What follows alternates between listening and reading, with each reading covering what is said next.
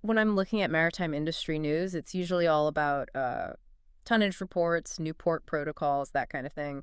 Very dry. Yeah, fuel efficiency standards. Exactly. But this recent update from India's Directorate General of Shipping DG, shipping, it really stood out. It's called Maritime Progress, Empowering the Modern Indian Seafarer. Right.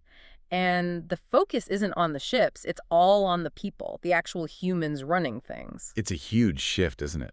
I mean, for so long, the seafarer has just been a number in the global supply chain. But this is different. It's tackling the job from three angles at once. Inclusivity, welfare, and digital transformation. It's basically an admission that if you want the global economy to keep running smoothly, you have to, upgrade the human experience of working at sea.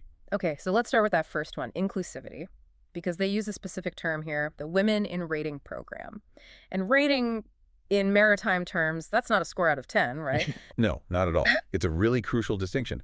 On a ship, you have your officers, the captain, engineers, the people on the bridge making decisions. The leadership. Exactly. Yeah. But the ratings are the skilled support crew.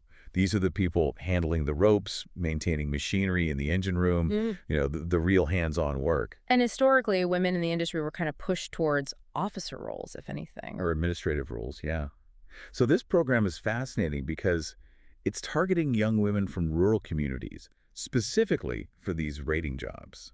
It's not just about breaking a glass ceiling at the top. It feels more like they're trying to widen the entire foundation of the industry. That's a great way to put it. It's an economic elevator. You're tapping into this massive, underutilized workforce in rural areas. But just think about the challenge there for a second. Oh, it's huge. We're taking someone from a village and putting them in, one of the most industrial and isolated workplaces on the planet. That transition has to be incredibly jarring, which I guess is why that second pillar, welfare, is so important here. It has to be. It's not just, here's your hard hat, good luck. They've formalized a partnership with ISWAN. That's the International Seafarers Welfare and Assistance Network. And this is where that human element gets really serious. Life on a ship is so isolating. Right. You're on a floating piece of steel for months. So this partnership, it's about building out real dedicated mental health support, helplines. But what really caught my eye was the scope. They said, at sea and ashore. I saw that too, and at first I thought, well, why ashore? You're home. The job's done for a bit. But it's not, is it? The stress doesn't just switch off when you step onto dry land. I suppose not. Not at all. The time between contracts can be just as stressful. You're dealing with money worries, trying to fit back in with your family. And then there's the anxiety of finding the next contract.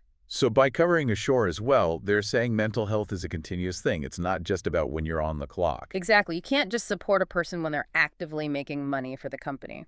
And speaking of the anxiety of that next contract, that brings us right to the third pillar, digital transformation.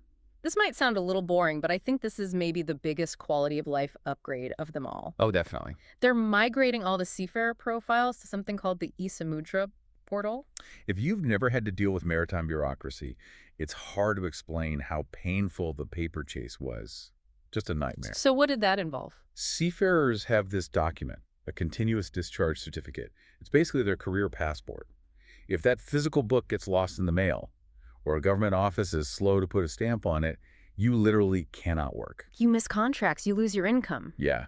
So moving to eSamudra isn't just about going paperless, it's about job security. It's what they call ease of service. It's transparency. Total transparency. A seafarer can just log in and see the status of their certification. Right. It removes that layer of friction where some bureaucrat can accidentally put your entire career on hold. And when you think about those rural women just entering the industry, that's huge. Getting in is hard enough without having the paperwork crush you. It's an ecosystem when you look at it all together.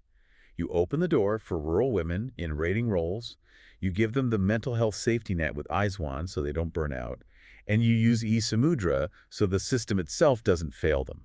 It's a really holistic approach. It is. We always talk about modernizing an industry by adding robots or AI. But here, India is modernizing its maritime sector by just removing the friction that makes humans hate the job. It really sets the stage for a pretty massive shift. I mean, if these hurdles, the cultural ones, the psychological ones, the bureaucratic ones, if they're actually being taken down. The whole face of the Indian Merchant Navy could look radically different in a decade. Yeah. And that's the question I'm left with. With these barriers to entry coming down and the admin headaches disappearing, are we about to see a totally new demographic start to dominate the global maritime workforce?